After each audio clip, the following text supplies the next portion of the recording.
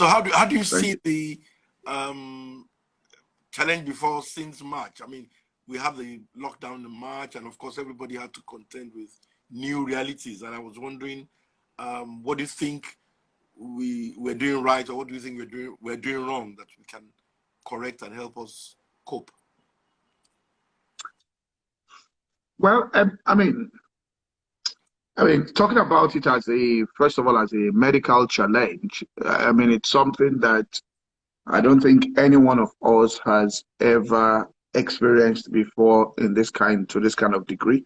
I was still speaking with somebody today, and the person said if anybody had told us at the beginning of the year that substantively almost 5 to 6 months of the year will have been spent like this, nobody would have accepted or even agreed about that kind of, or even imagined the possibility.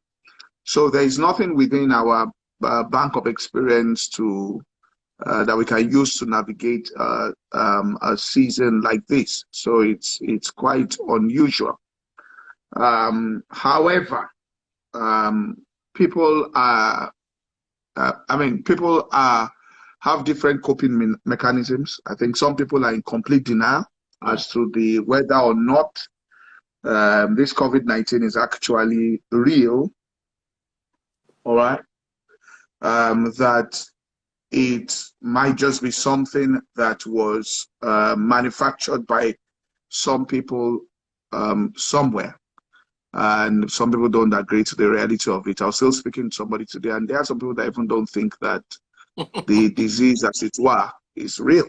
But I think it's all coping mechanism that people just, some are in denial concerning the reality of it. So I think people are coping with it in different ways and different stages. And because it's something that is new, it's everybody's adapting different ways to manage the reality of what is going on. Okay, but what are the coping mechanisms that you would recommend in terms of being able to survive? Because some people have also said this is the period of survival. That it's a survival. That the key thing is survival.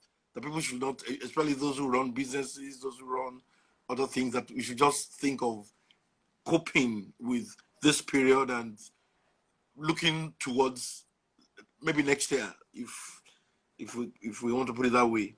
Sorry, you are breaking a bit, so I didn't. Oh, okay. I said, what would you suggest as coping mechanism that some people have said that the key thing to look out for this time around is survival, that the first law really is survival, and then you can begin to build on that months after. So I don't know if you share that, you agree with that, or you think you have other ideas. Okay, sorry, because it's breaking. So whether I agree with what was the principal thought you said, whether I agree with survival being the key component of the coping mechanism for this period. Well,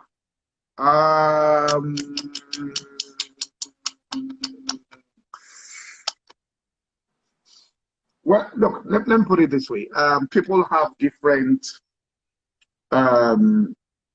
for example, my first reaction to it was to treat it as something that will be short-lived. Okay. So I wasn't going to adapt to any form of normalcy in that particular situation. Okay. But after proper examination, after about 2 to 3 weeks, I understood we were involved in a marathon. And this thing was going to last much longer than the expectations of people. Now, it's just like running a race. If you think that the race is going to end after 100 meters, you're going to put all your energy into it. And if it is a marathon, once you cross the 100-meter mark, and then they suddenly tell you that the end is not even in sight, you might just throw in the towel, not, you've lost your energy, you've put it. So you've got to pace it and know that, look, we made it this thing. Then the next thing you want to ask yourself, which is the main point, that all right, if I think that, or I thought that this will be 2, 3 weeks, we're back to normalcy, and this thing is going to be a marathon, then how then am I going to achieve all the objectives that I'd set for myself initially with this thing still being in the atmosphere and around? And so you start thinking differently as to which is the main thing, as to the tools that you now have in your hands today to be able to use. For example, this discussion that we're having now using this medium may not have even been in consideration pre-COVID. All right. Now, so during this season, there are ways in which you as a journalist, you still want to get your content across to people using different tools and different instruments to still fulfill the objective of what you're doing. So people now, and because it's new, so people start thinking about ways until they finally can come to a point, even though some people don't want to accept that, but that's the reality of what we're confronting today. And any person who is into the real science of it or into medical practice will tell you that, look, it's about understanding how to live, at least with some sense of normalcy, with this thing on the outside. That's where they are in terms of it. People talk about new normal. What do you think of the new normal? Oh yeah. Yeah. Oh yeah. There's I mean, the new normal will. I mean, the new normal will be. Look, let me put it this way. Even if the virus disappears tomorrow morning and it's gone on this earth, there are things I have personally discovered during this lockdown and COVID period about ways of going about things. Particularly in the digital space, that has saved money, that has created a greater reach for what I'm doing, that has opened up certain doors that I am never going to leave those things, even if the thing disappears tomorrow. It has now become a way of life. So what we discovered was that even the way and manner in which we went about work, that is, people get up at 9, from 9 to 5, as people say it, was actually the way work was modeled when the industrial age came into existence. When people had purely an agro economy of fishing, that's what, or hunting, which is what people were doing. Nobody goes to fish from 9 to 5 or hunts from 9 to 5. Or the farmer says, my job is 9 to 5.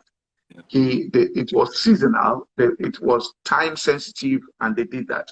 But as the industrial age came into it and factories were being built, and they had to develop certain systems to work, so they programmed people to work from 9 to 5. Now we've got into the digital age here, and I think it was a man by the name Peter Drucker who said in 1993, and everybody, when the internet came, he said the working from the office the way we know it has now become obsolete. And nobody, we're talking about what someone said almost 25 years ago, but everybody didn't pay attention to it. But now with this, companies have actually discovered that during the lockdown, right, people were not coming physically to the office, but they were accomplishing things. Some organizations were getting far more productive. They found out that their people, all right, were being far more productive than when they were coming to the office. So people started thinking about it, and they realized that what really is going on here is that when you tell people to come to the office, they spend the first few hours in large cities, and that's where urbanization came, where people came from, because most people are living in rural areas farming. Urbanization was a product of industrialization.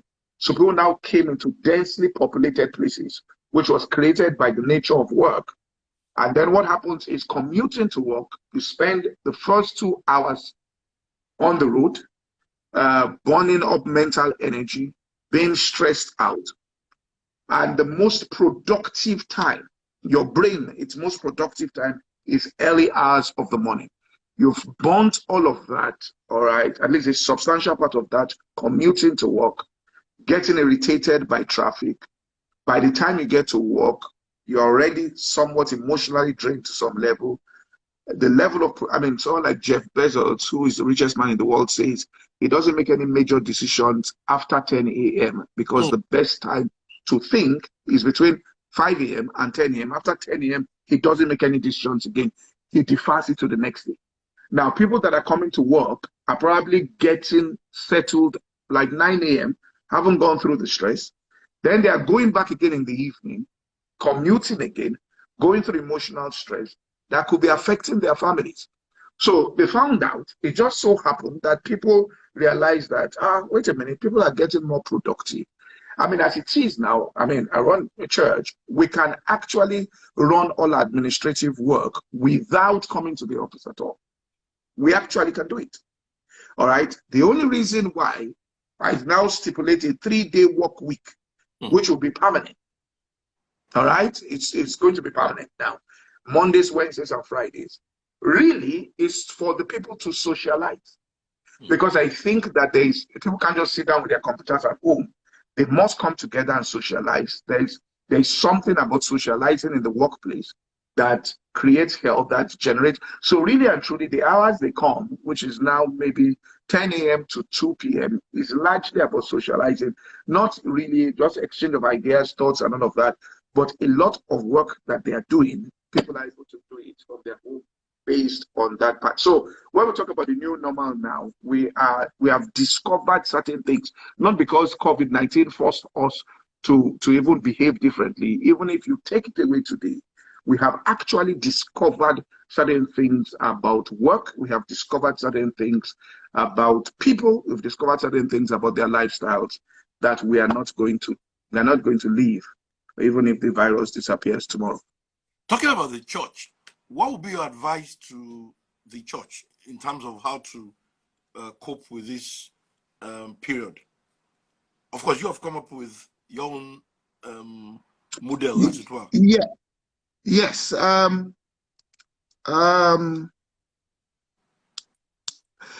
well, you know, the nature of how the church is, and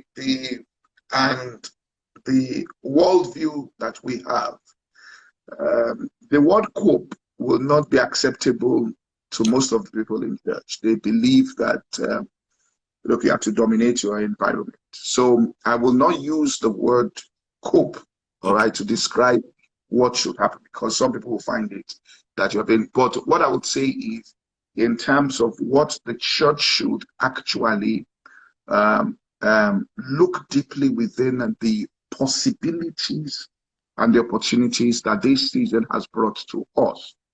That look, let me give an example. I grew up in Ibadan, and it's a lot of people, my parents' friends, a lot of them are retired, so they stay at home. And of course, they will belong to the most endangered species based on their age bracket because of COVID-19. Because once you are 70, all right, so they're there. So they are not even go out or say they want to go to church. So apparently we have a program that we just placed on, and I wasn't thinking about that, on Channels Television, 10 a.m. to 11 a.m. So I went to visit my mother last week in Ibadan, and she says, oh, all of our friends, that's how we do church now, that they tell me they just switch it on. 10 a.m. is your son's program, we are watching, and all of these, and having church. And from the discussion, I saw the possibilities of reaching a particular demographic that I wasn't reaching before. And so even on that particular program now, I'm going to start introducing singing of hymns. All right, because I know most of them come from the Anglican, Methodist, and those backgrounds. So you want to, all right. So what I'm trying to say is that there are a lot of opportunities, there are a lot of possibilities during this season. That the truth about the matter is we cannot do church the way we used to do church again. Okay, we're in a new dimension. Let me tell you this story. Okay, and it just came back to me. I mean, we do a program called The Platform. Okay. And yeah, and almost 10 years ago, actually, I think in 2010, we invited a gentleman by the name Jared Cohen, and he used to be the director of Google Ideas. So he actually worked in the Middle East on issues that deal with for the United States government on all this. Social media was just emerging, and he was talking to them about the possibilities. But here is something that he said as a story then. He said there was this particular chap and lady, I think they were in Pakistan or somewhere, and they were organizing people making use of social media and the internet.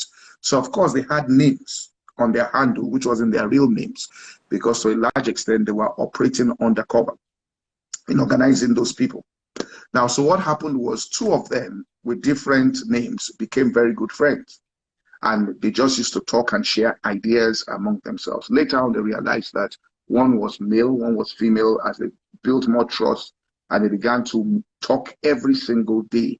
And now sometimes they're talking about their personal lives, their backgrounds, up until the point, to cut the long story short, that they became very close on the internet space, and they became real close. So the guy decided that he believes he has met his life partner, and this lady, he's going to get married to her. So they decided to meet physically. Now you think about this. Upon meeting her, he realized that she had been burnt badly with acid on her face, and she was disfigured. But he didn't even consider her physical look based on the depth of interaction that they had had, because they had almost now become what you call soulmates. And their interaction in terms of her identity was no longer defined by her physical look, but the content of her being. And they ended up getting married. Now, the truth is, if they had met physically, the way she looked might simply have put him off, and he will never have gone further to have discovered anything to do with the soul of that lady. So what we're saying is, even this digital space and socializing there may actually give people a greater opportunity to have more honest relationships that deal with the souls of people, rather than the physical look and appearance at first contact. So some of these things we're discovering.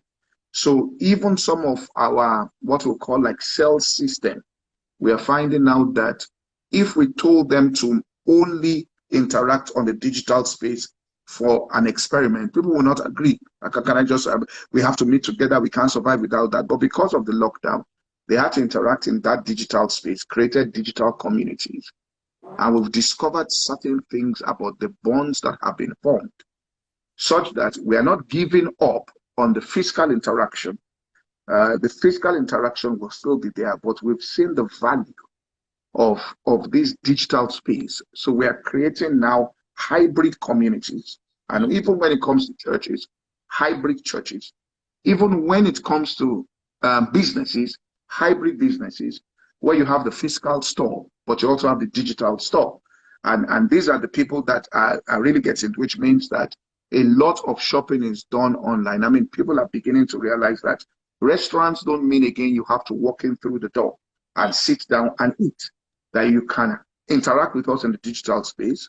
We can create those experiences for you in your home. We can now sell it as coming into your home and having dinner. We can now provide those services and decorate your home for you and make it, instead of you coming out there.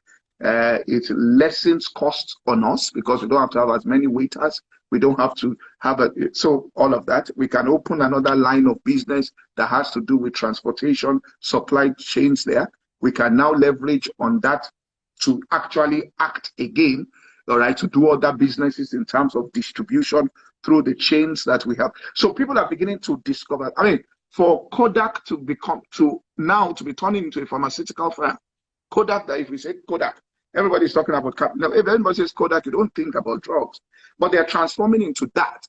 So people are beginning to realize that there is real wealth in that digital space. It's not just, people are not just playing there.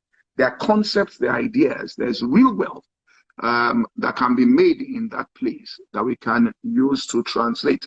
So the truth is, we're experimenting. If you fail, quote, you can blame it on COVID. Everybody will excuse you. Anybody who didn't do business now, who was a bad businessman, if it's not working now, he will say, it's COVID that caused my problem. It might be incompetence. It might be, but everybody now says it's COVID. Oh, so why are you not bankrupt? COVID me. It's COVID that came, so everybody can, so you can actually blame COVID for so it's a time to experiment, all right, and make use and try ideas and find what works and investigate those things so that we can create hybrid communities, because that's where we're going.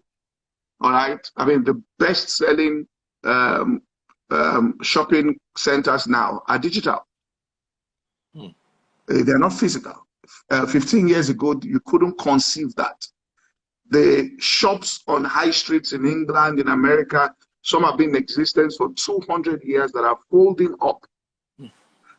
There are other, if they had, I think it was John Lewis in England that says that they discovered that 70% of their sales went up, but 70% of it was people buying online. So there is really no need for us to have all these massive shops all over the whole place. Now, of course, some people are emotionally attached to that. Oh, when I go to London, I always say, so John Lewis will no longer be there. But the truth is, that's the reality, all right, today. So you now have physical shops that may just be for fitting, all right? No purchase is really being done there. Maybe just to meet people for adjustments, for fitting, for correction, and not even actually. So people are trying things, all right? And it's very interesting. It's a good season. I know, it's characterized with pain, with death, and all of that, but it's a good season to be innovative, creative, and to experiment with ideas and to discover things and to work with what works within your life. But we are building hybrid communities. That's what's going on.